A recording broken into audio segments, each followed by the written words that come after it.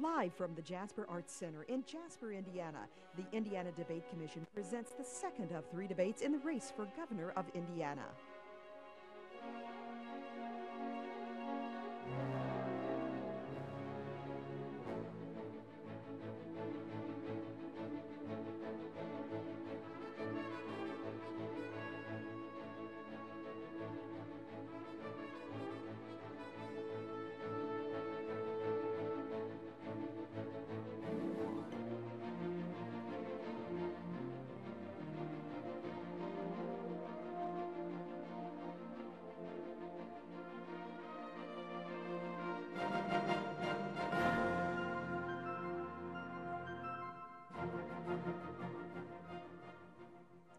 Good evening. I'm Joanne Gora, president of Ball State University, and more importantly, a Hoosier voter. I am delighted to welcome you to the second of the 3 gubernatorial debates. Tonight, a number of Hoosier voters have been selected to ask the questions that they think are most important. We are delighted to be at the Jasper Arts Center and pleased that the Indiana Debate Commission has selected these voters to present their concerns. These questions have been vetted to determine that genuine, unaffiliated voters submitted these questions and to avoid repetition with issues or questions that were asked in previous debates. Each candidate will have 90 seconds to answer each question, and we will set aside up to 45 seconds for rebuttal.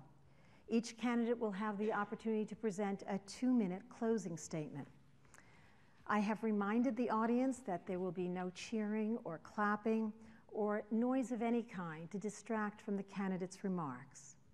Let me introduce our candidates. It is my pleasure to welcome Ms. Jill Long Thompson, Mr. Andy Horning, and Governor Mitch Daniels. Let's have our first question. Paul Higgs is a retired maintenance mechanic for Alcoa. He is from Tennyson. Paul, welcome to the debate.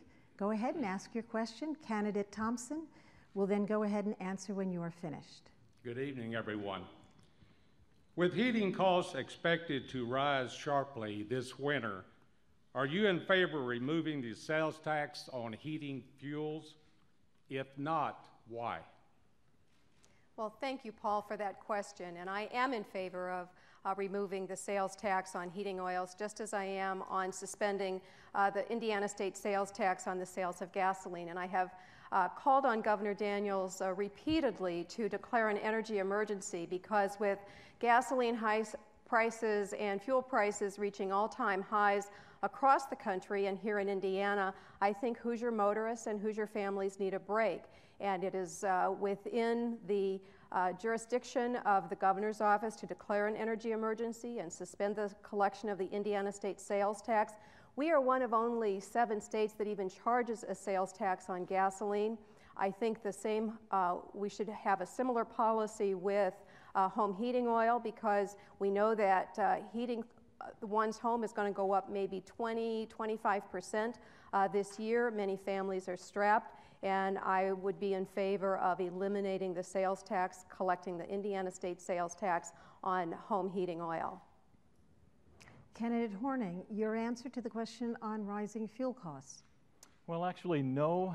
Well, there's a yes and no to this. I'm in favor of consolidating sales taxes so we have a lot fewer exceptions. But let me just kind of explain why it is that I don't want to remove certain taxes at all. And that is because for a long time now, politicians have taken it upon themselves to say which things are good and which things are bad in our society. The fuel should be this and that. For many years, the Democrats said we need European-style fuel prices and that we needed higher taxes on fuel of all sorts. Well, we got it, and we got it good and hard, didn't we? And the fact that politicians have made these decisions for us for so long has been very silly, very foolish. And there's something called a moral hazard when politicians start tinkering around and deciding that this is something that we should consume and this is something that we should not. It actually destimulates the development of other alternatives. It means that we're going to start using fuels in ways that perhaps we wouldn't otherwise. And if something is genuinely scarce, the last thing we want to do is artificially, expect people to start using more of this because we've made it cheaper than it otherwise would have been. If we have a problem with scarcity of fuels, that's really not the time to start subsidizing it to make people use it more. I think, in fact, what we need to do is cut all sorts of other taxes so we have more money and we can make better decisions about how to use all of our money. You know, that's really been the problem. They've taken 60% of everything we've got, and I would like to give you back about 50% of it, and you can decide what to do with it then. Governor Daniels, the question is regarding the sales tax on heating fuels. Andy has it right. The best answer to the very real problem of this and other necessities pinching Hoosier budgets is to cut taxes and leave more money in Hoosier pockets, is exactly what we did. And cutting property taxes, the biggest tax cut in the history of this state. With regard, I'll give you a straight answer on home heating costs. I'm not in favor at this point. I wouldn't rule it out for all time. There's no authority to do it. We don't know exactly what the winter will bring. We've been working for 3 months, as we did the last few years. We've provided record assistance to Hoosiers who are struggling with their home heating bills every year, and we're going to have to break that record this year in a big way, and we're prepared to do that. You know, with regard to some of these taxes like the gasoline tax, Ms. Thompson keeps insisting that we do 2 things we shouldn't do. One is break the law, because there is no authority in the governor's hands under present circumstances or anything close to them to go around suspending taxes. Andy's a constitutionalist, and I suppose he would prefer we not assert powers we don't have. The second thing is put the state back in the red for political reasons. It's been a very, very hard thing to cure the bankruptcy we inherited, balance the budget, and put the state in strong fiscal position, and simply to curry temporary favor by exercising a power we do not have, I think is a bad idea. Each candidate will have 45 seconds for a rebuttal. Candidate Long Thompson. Well, there's a clear difference between Governor Daniels' approach to taxation and mine. He has repeatedly raised taxes as governor. He's raised the state sales tax. He's raised the tobacco tax. He's raised property taxes by $1 billion, and he tried to raise the state income tax. My record is very clear. As a member of Congress, I voted against all new taxes and tax increases. And I do believe that Hoosier families, many of them are hurting and need a break. And the budget, the state, we were not in bankruptcy when Governor Daniels took office. And I think there are times when you absolutely have to consider and put first the economic needs of the people that we seek to represent in public office. And that's why I would support eliminating collection of the state sales tax on home heating oil. Thank you very much. Mr. Horning? Well, you can't really separate taxation from spending, and one of the things that I guess we're going to have to talk about at one point is that our government's been spending like a drunken sailor, and that's got to stop. You know, there are so many ways that we can cut things out of government that perhaps you think we need, but I think some of you probably know where our economy is headed in general, and it's not because of the state. Our whole country, the whole world, in fact, is coming towards some pretty hard times, and we're going to have to make some tough decisions. Things have to go. I'd rather see the government tighten its belt significantly, as opposed to making people pay any more tax. So as far as cutting spending, that would be mostly what I'm about. But in terms of deciding which taxes and which ones don't go, I think we need to make it more simple, not more complicated. Governor Daniels. Okay, well, we've been through this before, but maybe I didn't speak clearly enough the first time. The sales tax was not a tax increase. $1.72 of tax reduction was delivered to property taxpayers for every dollar. It's the biggest of sales tax. It's the biggest tax cut in state history. There have been no other tax increases except the cigarette tax, which 3/4 of Ms. Thompson's own fellow Democrats joined Republicans in supporting. Every penny went straight to ensure uninsured Hoosiers in desperate need of health care and protection. Yeah, I'm sorry to tell you, but the state was bankrupt by any fair definition, Ms. Thompson, when you have no money in the bank, when your debts are greater to schools and local governments are greater than the cash on hand. That's chapter 11 in anybody's book. Thank you. And now we have our second question. Felicia Bailey White is an international logistics specialist from Westfield. She works in Jasper. Welcome to the debate, Felicia. Go ahead and ask your question to Mr. Horning. Thank you for accepting my question this evening. How will the state of Indiana increase their funding for public education so that Indiana students can compete on an equal playing field with other states within the U.S.? This is a tough one. Actually, there have been studies that have shown that we've had something like an inverse correlation between the amount of money we spend on schools and the quality we get out of them. So the question isn't really how much more we need to spend, is what do we need to do to get better education? And actually what I have said for many years now is that we need to do constitutional education because that's the law. Article 8 is very clear about how we're supposed to fund education, which if you read it, it actually means about half of your property tax bill is unconstitutional too, and I would wipe that out. But one of the things that I think is significant about the kind of schools we have is that, you know, instead of the common schools, which were supposed to be funded by the state so that there's no disparity between rich and poor areas, we have had for many years an increasing disparity caused by this local funding, where rich areas get rich schools, poor areas get poor schools. The education that flows out of that is turned into a union shop, which I don't want to sound like I'm against unions in general, but this particular one has been pretty bad. And what we have done is we have $100,000 salaries in the unions. We've got $100,000 salaries in teaching administration, but teachers are not getting that. What I would like to see happen is that our schools be about education and about, you know, about the things of education. Perhaps we'll talk about funding books instead of sporting facilities and cafeterias and all of that. We should probably spin those off into community centers, which is the way things used to work. And in fact, most countries of the world probably think we're silly in terms of the way we have dumbed down our schools to keep kids in school for 2 decades.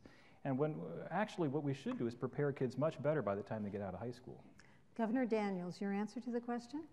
Felicia, thank you for your regard for education. It's essential that we all uplift education and its importance in our homes and support our schools in doing a better job.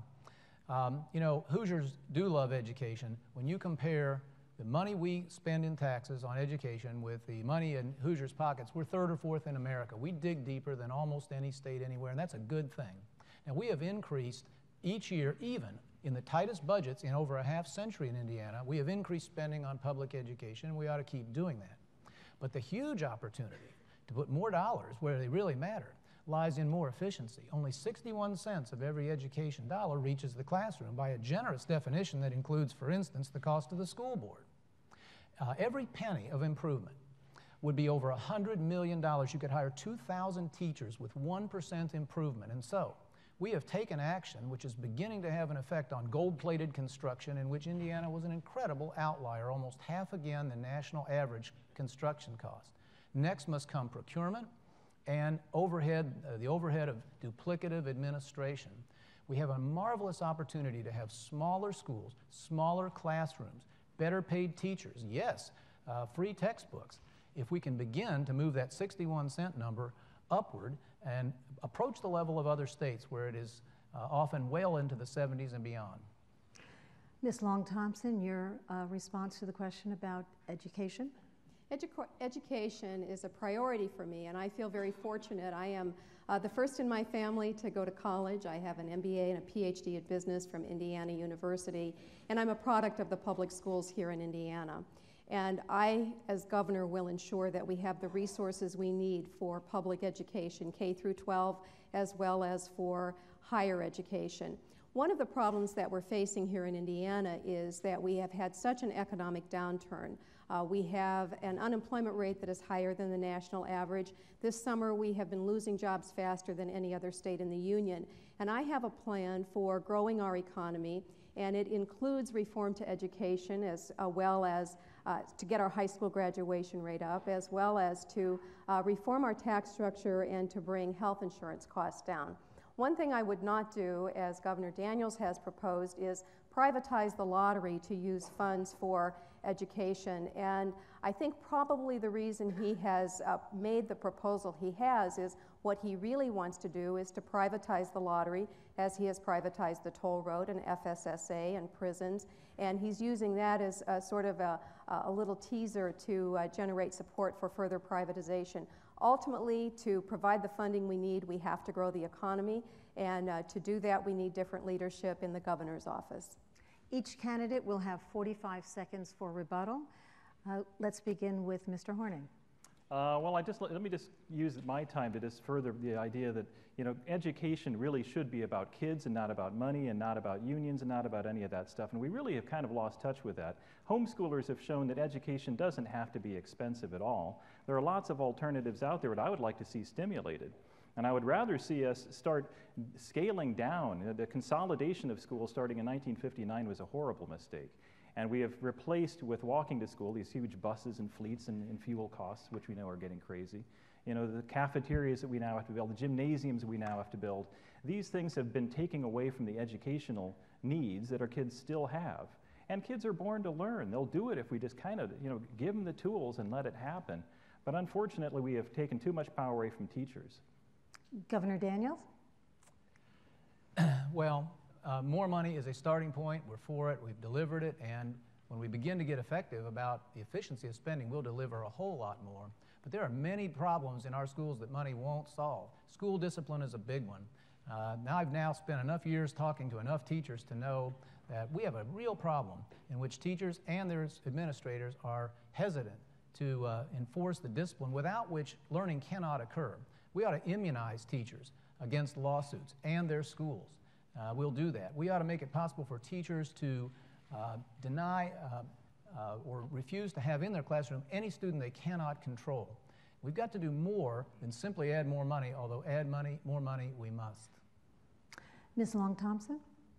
Another area of difference regarding education between Governor Daniels and myself is that he actually supports increasing larger schools, although he said something different a little earlier here this evening. In fact, his Commission on Government Reform is proposing that all schools be 2,000 students or more. I believe that small schools can serve very well. I'm a product of a small school. But I also believe that it can be quite affordable and important to communities to keep our schools in their respective communities. They are really an anchor for many of our communities across the state. So that is another area where we differ, but in order to generate the funding, we need to grow the economy. That's why I'm running for governor. Thank you. Andy Mahler is our third questioner. He is from Paoli. He is with Heartwood, a regional forest protection network and Orange County homegrown and all-volunteer community development organization. Andy, go ahead and ask your question to Governor Daniels. Thank you. Polling data consistently show that the people of this state overwhelmingly support greater protection for our state's public lands, including the state forests, which represent less than 1% of the total land base in our state. Private forests can easily supply all the timber our important industry needs, whereas public lands play a critical role in providing watershed protection, wildlife habitat, and recreational opportunities. Sadly, Governor Daniels, your administration has drastically increased the logging in our state forests, and I would ask all the candidates, what are your priorities for our state's public lands? Thank you very much. Andy, you bet we have, and it's a darn good thing. If you're a logger, maybe you ought to know this. We invited the chief forester, and it made the chief forester of the state from Purdue University, the head forester. And he told us that what we were doing in Indiana was destructive of the forest, destructive of wildlife, and that by clearing at least some of the dead wood out of the forest, we would be doing a much better thing for the health of our forests and our lands over time. So we've taken his advice and we're doing that. You know, when I'm in Paoli, where you live, or many other communities down here, low-income people who try to make a living logging or otherwise working in hardwoods begged us to end what they thought was a very backward process that was hurting the forest and limiting their income prospects, and so we did. But I agree with you completely about public lands. Our administration has purchased and set aside to protect for the future far more public land than has ever been done under any administration previously, including the largest single purchase in Indiana history at Goose Pond, and we have many more on the way. We're going to build a trail network second to none, in which every Hoosier will live within 15 miles of a trail and can enjoy the natural beauty we have. So we're in complete agreement about the importance of protecting our forests, adding to the land under protection. I guess we have a difference about how to do that, but we've taken advice from the very best, most expert environmental forester this state had to offer. Ms. Long-Thompson, your answer to the question about forest preservation? Yes, Andy, you have asked a question about something very near and dear to my heart. And in fact, when I got married 13 years ago, I asked my husband if we could plant some trees in our backyard and watch those grow, and they could be a reflection of the growth and strength of our marriage. And I had intended to go with him to pick out the 2 trees. And We'd been married a couple of weeks, and he came home one Saturday afternoon and said, I have our trees. And I said, well, what did you get? And he said 500 oak, 500 walnut, 500 cherry, and 500 maple. So we planted trees that weekend and the following weekend. And those trees actually came from the State Department of Natural Resources. I believe that it's very important, and as governor, I will ensure this, that we balance environmental concerns and fire management with economics, and that we also use good science in managing our forests. But I will also appoint a forester whose interest is in ensuring this broad service to all of the needs of the state, including our environmental needs, and that will be a priority of mine. Mr. Horning, your answer to the question? Well, actually, I've been involved in science for, in various capacities for all my life, and I guess I'm amazed at the lack of science that I've seen exhibited in forestry and environmental science in general, where there's so much disagreement about the way things are supposed to work and the way that, you could see what's happened in California with wildfires, where some of them are now wishing that they had cut back an awful lot of their deadwood. And so I guess I have to say that if you don't like what Governor Daniels has done to our forests, you might like me less. Because what I'm looking at really is an economy where we're going to have to really think hard about what we can cut, what we can scale back in terms of our expenditures, and some of those things that I'm afraid to say would have to go first would be some of the attention we've been paying to forestry and park management and such, where there isn't a constitutional authority to do this to begin with. And while it's very near and dear to me, I live on a farm, I have lots of woods myself, I also understand that private ownership has really been the best thing possible when it comes to people maintaining their property. If it's their property, it's going to be much better managed. And we've seen hundreds of years of experience in this, where we grant somebody land, whether it's by eminent domain or whether we take it from the Indians, we give it over to a copper mining company, they don't feel any ownership of it, they ravage the thing. But if somebody buys property, then they take care of it very well. And what I would like to see happen is that we allow property ownership to a degree that has been lost in this country, where property tax is no longer making you rent your own property. I want to see some of this go away. I want to see real property ownership come back so people can be accountable for their environment because it's theirs. Thank you, Mr. Horning.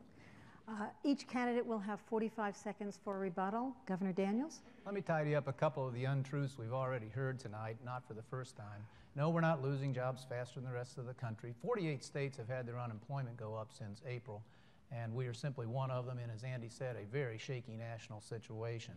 And we actually added jobs in the last measured month.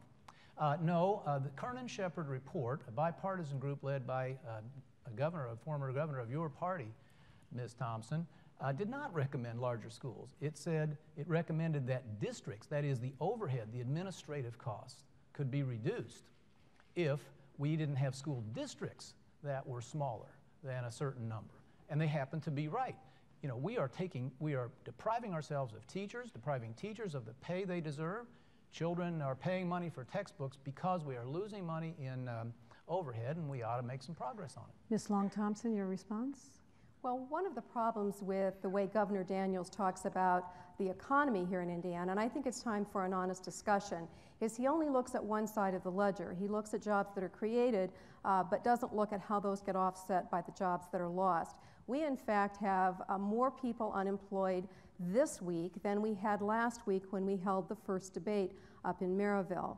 We now stand at almost 64,000 people who have lost their jobs since last summer, and I find that unacceptable. In my own hometown, we are having a factory closed down, and friends from my high school will be losing their jobs. I just learned today that my sister-in-law, who has been working for a company for 16 years, has been laid off, and the reality is we have lost 64,000 jobs since last summer. Mr. Horning, your response? Well, I guess we got off the topic of logging just a little bit. But I do want to say just in general that, what we've seen happen is that I think everybody wants change. I think we have a national situation that's crying out for change. But going with the major parties isn't that change. Historically speaking, it's really only been the third parties, the zealots banging on the door from the outside, that have ever actually accomplished anything. The major parties are about the entrenchment of their own power. And God love them, they've been doing it for 100 years, and they've gotten an awful lot of it. It's your choice whether you want that to keep going or not. Our fourth question is from Thomas Estabrook. He is a student from Bicknell and is also a township trustee. Thomas, go ahead with your question, and candidate Long Thompson will respond. I want to take this time to welcome all the candidates here to Southern Indiana. As you all are probably aware, the Commission on Local Government Reform has made recommendations for streamlining Indiana's local government. One of those recommendations includes the elimination of township government and the transfer of its responsibilities to the county executive. Do you support the elimination of township government or leaving it in its current form? Well, Governor Daniels has talked a great deal about reform and, as you know, has come forth with some recommendations, but I actually disagree with his approach. I am much more in favor of a decentralized approach as opposed to a centralized approach, just as I think we can make better decisions at the state level than at the federal level. In many instances, I think local governments can work, and I do support township government. It's probably because I come from a farming background, from a rural community, and I understand the importance of having that direct contact and accountability with local officials. So I am a supporter of township government. I also think it's important for us to make sure that we are as efficient and effective in delivering services. I have some background in government reform from when I served at the United States Department of Agriculture, and we engaged in a major reform there. But I also think that government reform ought to start in the governor's office. And when we have a governor who talks about trying to save dollars, but then is using the state airplane that is funded by Indiana taxpayers to fly from his vacation home in West Virginia and to fly to and from political events, I think that's where we need the reform. That's why I'm running for governor. Mr. Horning, your answer to the question about the elimination of township government? Well, I'm going to answer that kind of at the end of my question, and I hate to do that because I think it's important to shift the paradigm just a little bit. I think the problem that we've had is that politicians have not obeyed the laws that protect us from them. I'm the only guy who's called a constitutionalist, and sometimes that's said with a hiss as if it's a bad thing. The recognition behind being a constitutionalist is that everybody is not.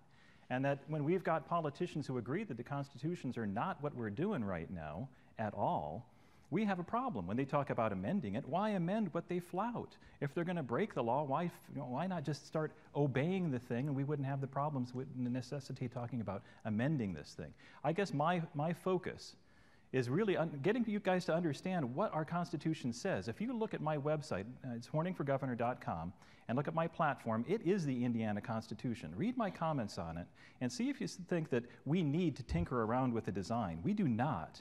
And just to answer your question directly, I do not believe it's wise to shovel more power into fewer and fewer unelected hands. That's just not a good idea where politicians are concerned. But I think the real issue is, are we going to be a nation of laws or are we going to be a nation of despots? We really are at that kind of hinge point right now. And I'm not worried about anybody on this stage as far as Indiana government. We have bigger problems that are facing us. And I want somebody who's going to face down the federal government and insist upon federal government, because whoever becomes governor is going to swear an oath to both the Constitution of Indiana and the United States of America, and states, the United States, are the owners of federalism. Governor Daniels, the question is regarding township government. Yes, I recall. Thomas, thank you for your question and for your service. What I'm about to say about reform is said with full admiration for all those who are serving in these jobs now. These are not my recommendations. This is a bipartisan commission of people with no access to grind that we asked to recommend to us all whether a system that is 150 years old is right for the 21st century in Indiana. Now, many Hoosiers didn't know it before that report, but we have more elected politicians in this state than almost anybody, more than 11,000. These things we call townships do not exist in most of the states of this country. It is one reason property taxes got out of control in our state, and therefore the recommendations that that group brought us ought to be taken very, very seriously. I will tell you that I do believe that it's a good idea to move certain functions from the township trustees that we have known to an elected Andrew county executive who is accountable. Today it's very hard for a taxpayer to know who to give credit to or to whom to assign the blame. The complete opposition to this whole reform isolates Mrs. Thompson in a very unusual way. This is something Democrats, Republicans, and people in between, newspapers of every description in the state have been crying for decades.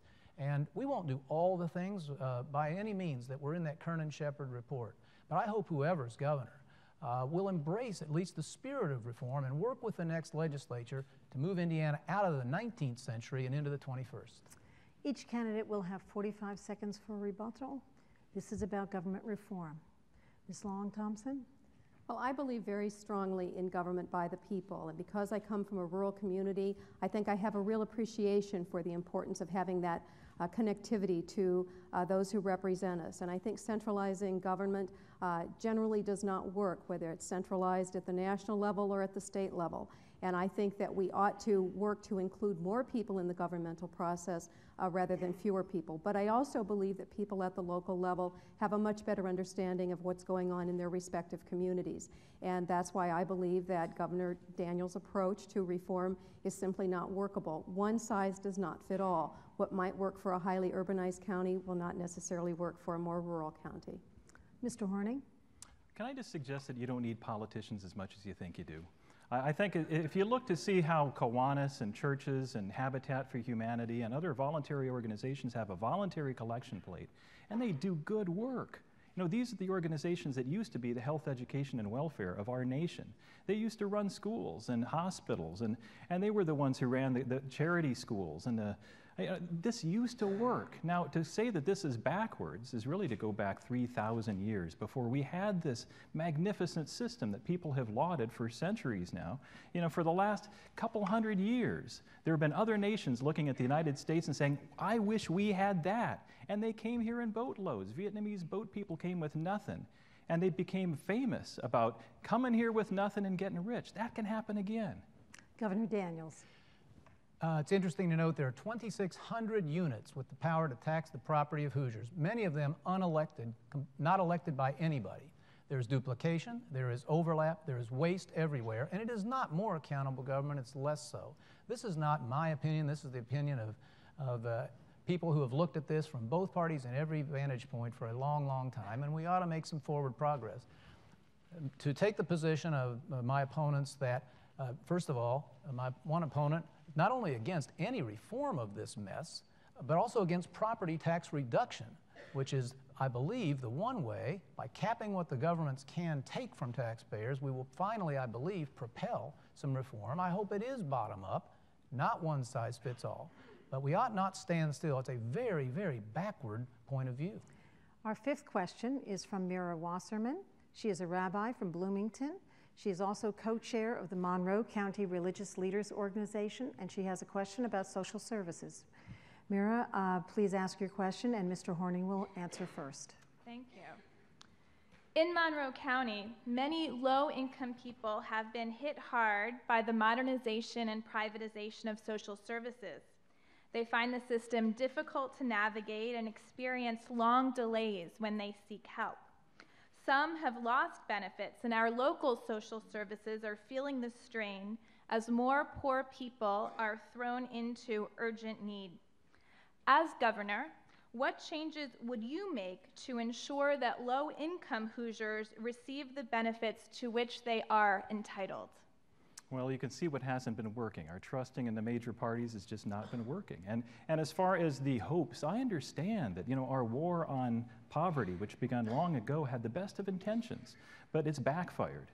And if you look to see some of the response, we have healthy responses to this. We're in Monroe County, for instance, we have Volunteers in Medicine, which is a group that's run by Bloomington Hospital. It's a magnificent organization, and they're taking care of people's needs in the breach of government. Where government screws up, you know, just look at 9/11, for goodness sakes. What really happened? Who were the heroes? It was the people who dug into their own wallets and sent aid to New York. We didn't have to do that. Nobody made us do that. That was beyond our tax money. Now, if I were to give you back 50% of your tax money, if I were to give you back 50% of everything that's being taken away from you right now, would you be willing to chip in 10% into a church collection plate? Would you be willing to join a Kiwanis or any other kind of service organization that takes care of people? That's what they do. That's what they want to do. You know, these are organizations that are born to serve, and I want to see that come back. It's not that there aren't good politicians who mean well. And in fact, I have to say that, you know, Governor Daniels did inherit a mess. And I do admire some of what he has done to clean it up. And I think there's going to be a good position in him in my administration. So I think that, you know, there are good people in politics, But we have to understand that's not the end. We're the ones who supply everything ultimately. Governor Daniels, would you like to respond? Rabbi Wasserman, I appreciate your question. Someone has given you some atrocious information. Now let's just roll the clock back. On our arrival in government 4 years ago, there was a letter waiting from the federal government. It said, you have the worst welfare system in America. Its error rates are way too high. It's abusing its customers. It's costing taxpayers a fortune. We're going to fine you tens of millions of dollars if you don't fix it. We looked at every possible way to fix it and are moving to do this. By the way, since we have begun to roll this out, there have been some problems to iron out, but timeliness is better than before. The food stamp numbers are up, not down. There are now multiple ways for a person to contact this system. In the old system, you went to an office. Only one person would ever be able to take care of you from that point on. If they were sick, if they were too busy, if they were on vacation, you were out of luck. Behind that person were stacks and stacks of paper files and green computer screens you haven't seen since 1970. Over 100 people have gone to jail for defrauding the system that we inherited. We are cleaning up all this mess with the goal of much better service. There now are 800 numbers you can call, so popular that they were overwhelmed in the first few weeks. Internet service you can use if you choose, and anybody you talk to can help you. We're going to produce a welfare system that gets the answer right, which is sometimes yes and sometimes no, and which treats people with more respect and more efficiency, and by the way, saves taxpayers hundreds of millions of dollars. Ms. Long Thompson, the question is about the reorganization of Family and Social Services Administration. Well, once again, Governor Daniels is misrepresenting what's actually happened as a result of privatization. And I think it's time for some straight talk, for some plain discussion of what he has done with FSSA. Let's first talk about what his FSSA director has said about cost savings. He has said the privatization has not actually resulted in cost savings. And then in addition to that, not only have they not been efficient in the areas where they've rolled out this new privatization approach, but the state has been told by the United States Department of Agriculture to discontinue the rollout until they can get the response rate at a much improved level from what they now have. I just think Indiana needs leadership that understands how to manage these programs. When I served as Undersecretary for Rural Development at the United States Department of Agriculture, I had a program that was very mismanaged, and I had a choice. I could either privatize it or I could fix it. And as the Undersecretary, I fixed it. Not only did I make the program run more efficiently, but I brought the delinquency rate of the particular loan program to an all-time low in the history of the program. That's the kind of leadership and experience that I bring to this candidacy. That's why I'm running for governor, to rebuild this economy and to make this state run smoothly. We will allow 30 seconds for rebuttals. Mr. Hornick.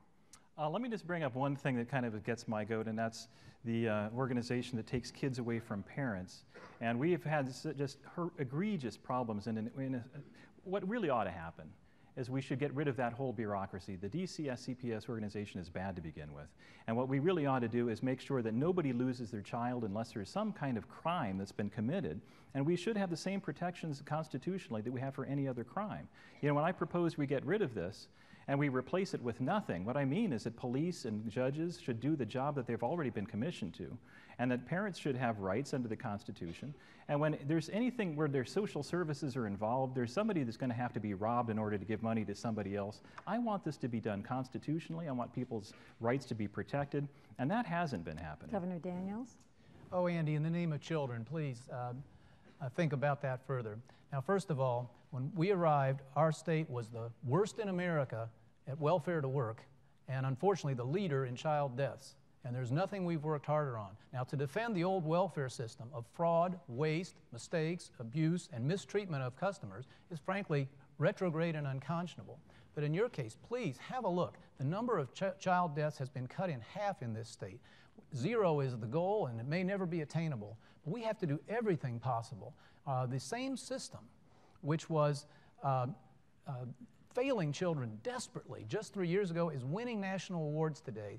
We have doubled the number of caseworkers, cut the number of cases in half, trained everybody better. We are working every day to reduce the number of children injured, and it just won't happen, Andrew, in a state of nature. Ms. Long-Thompson? Governor Daniels is simply not facing up to the truth, and I think he needs to start taking responsibility for the decisions that he and his administration have made that are causing Hoosier families all kinds of problems. He's privatized in the name of saving money, but in fact that hasn't happened. It's just reduced services. And I have said that if I'm privileged to serve as governor, I will appoint a commission to take a look at every privatized contract that he's entered us into and determine what the best course of action for the state is, and that's the way we will proceed. But for him to stand here tonight and talk about how he has improved programs when in fact the facts say something very different, I think is simply unconscionable. The sixth question is from Pamela Dietz.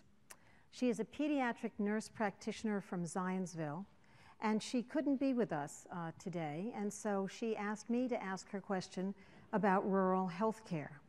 And this will be directed to Ms. Long-Thompson.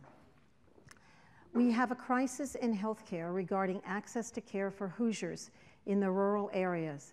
Primary care providers in these areas are few. There are nurse-managed clinics in the state that provide access to care for individuals and families. Can you address ways your administration would improve access to care? Specifically, your thoughts on such clinics and the funding sources you would consider to open more rural clinics. Well, this is another issue that is very near and dear to my heart, and I do believe that Governor Daniels has not been successful in addressing the high costs of health care as well as accessibility. And that's why last year we had over 1 million people who had no health insurance at some point during the year.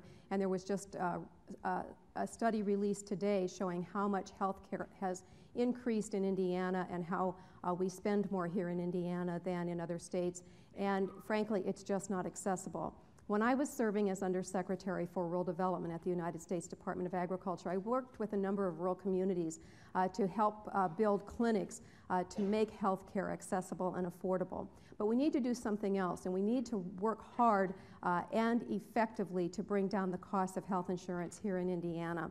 And I believe the best way to do that is to make it possible for every small business and every family, every individual to be a part of a real risk pool, a valid risk pool that will allow them to purchase the health insurance that they choose from the private sector, but at costs that are comparable to what large corporations pay.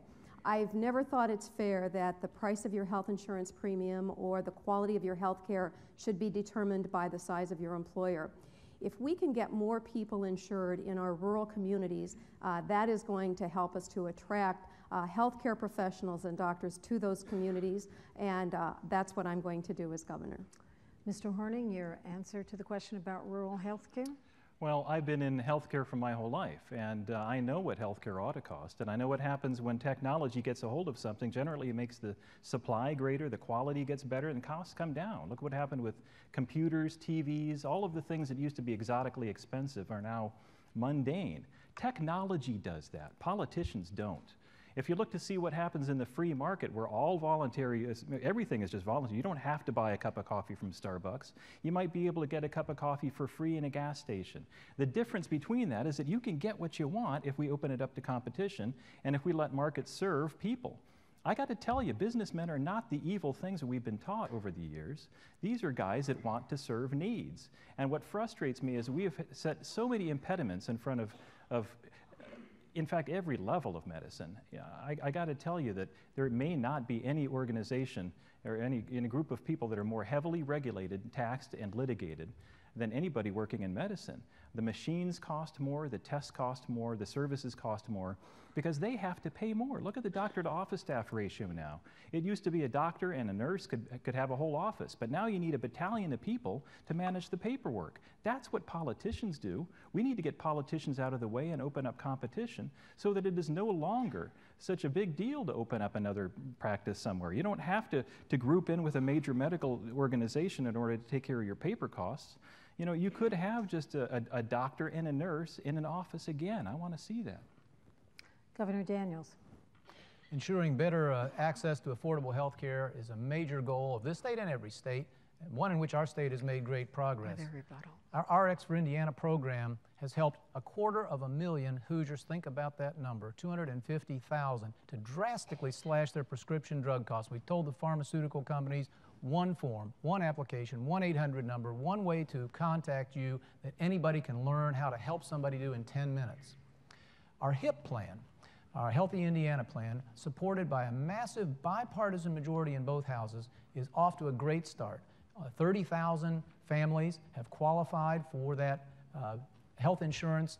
Everywhere I go these days, someone comes up to me and sometimes with tears in their eyes tells me that at last they have that protection and peace of mind. At last they're treating the illness that they had been neglecting. Ms. Thompson keeps attacking the cigarette tax, which made that possible. It isolates her completely from 3/4 of her own party, not to mention most of mine.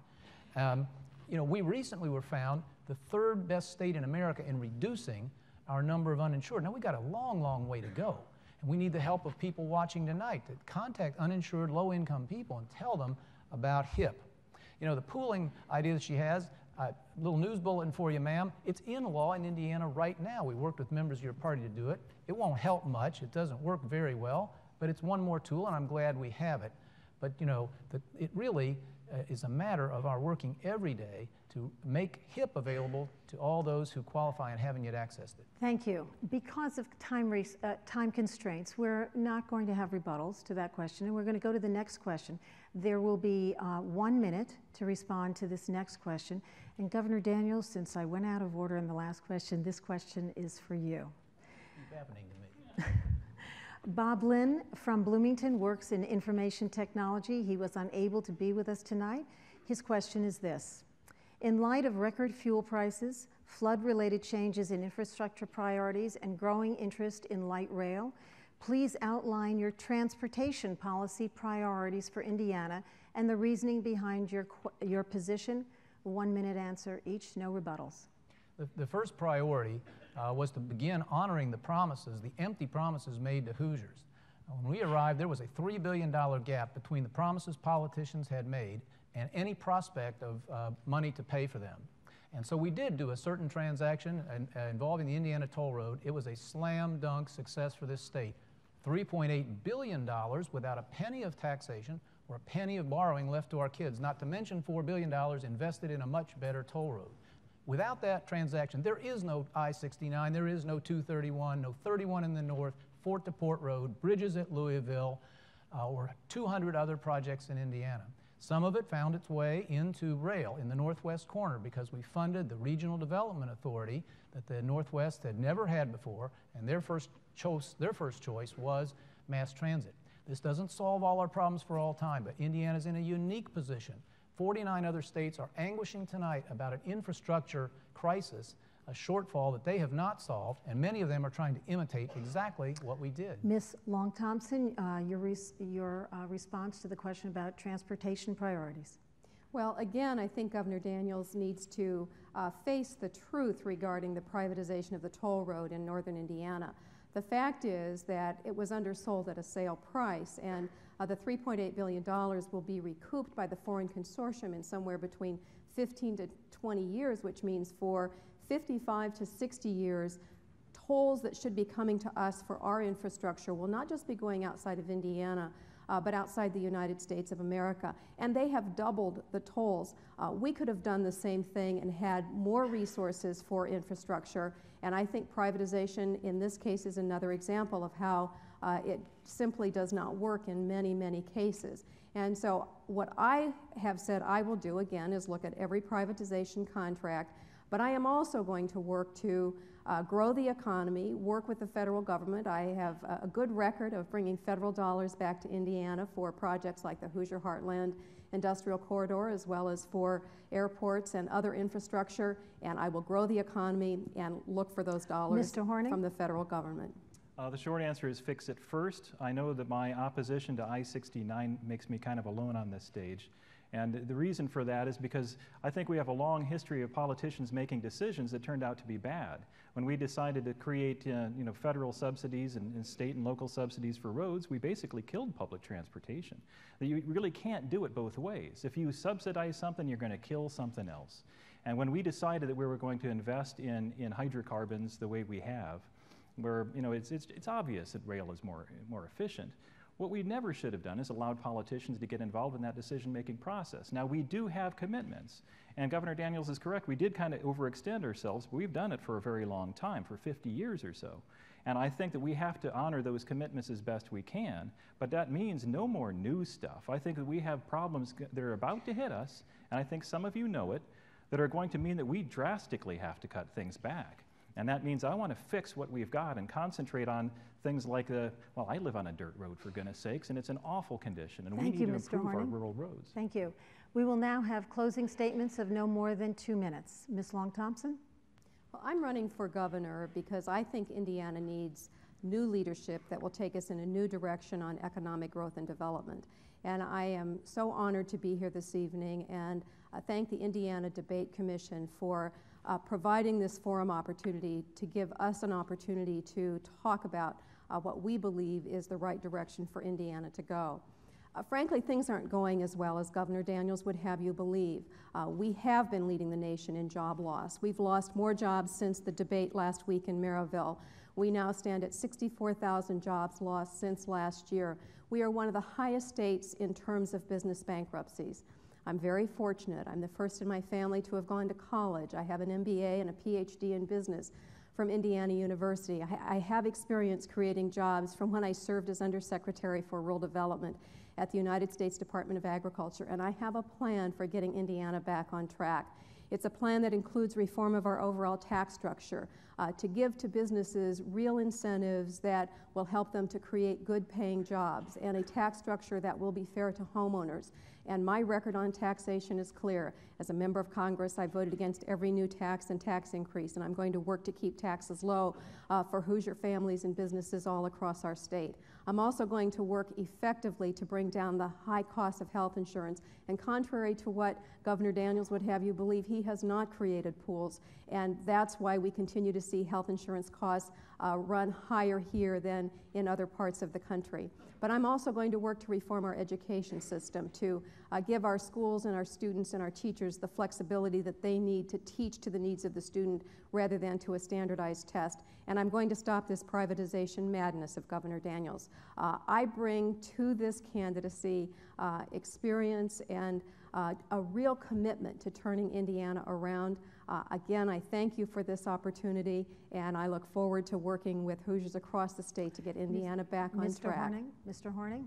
Well, I want to thank both of you guys for doing what you're doing, and you've represented your parties very well, I believe. And I think that what needs to happen, however, is we're offered another choice. I think that for a very long time, we just have not felt that we've had any choice between the robbing Peter to pay Paul scheme that the major parties have become. We have divided ourselves into black against white, gay against straight. All of this stuff is because the parties exist on division and reconciliation between little groups and the dollars they carry with them. And what I'd really like to talk about more than anything, nobody's asked the question, but I think it's important. What do you hate most about politics? You hate this business of all the money that goes into campaigns. You know where the money comes from. You know the strings that goes with that. Why do you keep voting for that? You know, we really have to look at what it is that we're doing. Every time we vote for a major party ticket, we're voting for 100 years of entrenchment of power and corruption that have divided us against ourselves. I'm standing up here for reconciliation for two things. We need to reconcile between ourselves that we're not after each other's wallets. We're no longer going to be dividing into special interest groups, each after whatever we can scrape out of politics. It shouldn't be like that. We should be maybe pitching in 10% into the church collection plate instead. It can be like that, guys. Just paint the picture. If you think about what could happen if you had half your income back and what you could do for your neighbor and for your nation and for yourself, that's not all bad. And you think about what we've gotten out of politics and the constant division and the constant bickering and the dysfunction and the problems, that's the way politics works. It's been like that since Adam and Eve ate that stupid fruit. You know, we really have to start thinking about what it is that we have become as a nation, where we're asking these politicians to be, well, it's like hired guns against each other, where we want to be a Democrat because they're for this. And you know, the Republicans are supposed to be protecting our wallet. They're supposed to be protecting our rights. But none of them are doing that anymore. They're protecting themselves. Thank you, and you Mr. guys need Horning. to think more about yourselves. Thank you. Governor Daniels. 4 years ago, a group of outsiders offered Indiana a program of change and new ideas. We said we would fix the bankruptcy of state government, balance its budget, pay its debts to schools, restore its rainy day funds and its credit rating, and we did. We said that we would take a dysfunctional state government and reform it, a government more interested in political patronage than in the public interest, and we did that. We said we would find a way somehow to build the roads and bridges and rail and infrastructure on which our future largely depends and which Hoosiers had been promised, and we did that. And we said we'd take every step we knew how to make Indiana a more welcoming state to the new jobs and investment that our kids deserve. In the last few months, national authorities have named us the most improved state government in America and the most improved state economy in America. Now, we do not assert that these changes and reforms entitle us to anything. I cite them tonight only by way of saying that, that they are evidence that we are serious people who love this state and who intend to and believe in doing what we say we'll do. Therefore, when we say that we will provide new taxpayer protections for property taxpayers and for income taxpayers, you know we mean it. When we say that we will finish the job of, two-thirds done job of full-day kindergarten, restore discipline and dollars to the classroom of the state, guarantee middle-income kids at least 2 years of college, make Indiana a green energy leader, you know that we mean those things too. You know, and I've traveled this state now for 5 years. I've been all over it, including this beautiful southwest corner in which we've met tonight. There's not a town down here I haven't been in more than once. I've stayed overnight in Hoosier homes in places like Fort Branch and Rio and Wadesville and New Harmony. And one day, just because I loved the name, I went out to the little beautiful speck on the map called Comeback. A roaring comeback of better government and more hope is what our administration is committed to, and we hope we'll be permitted the chance to press forward with it. Well, I'd like to thank our candidates. Thank you, Ms. Long-Thompson, Mr. Horning, and Governor Daniels. The discussion tonight has been wide-ranging and informative, as I'm sure it will be at the third gubernatorial debate, which is on October 14th at the IU Auditorium in Bloomington. At that time, Tom Cochran, a former news anchor and longtime reporter, will engage the candidates in a conversation. Please remember to register to vote. The deadline is October 6th. I want to thank the Indiana Debate Commission for arranging these debates and for developing 3 interesting formats. I want to thank everyone for being here tonight. I know that these debates will help inform voters as they go to the polls. Good night.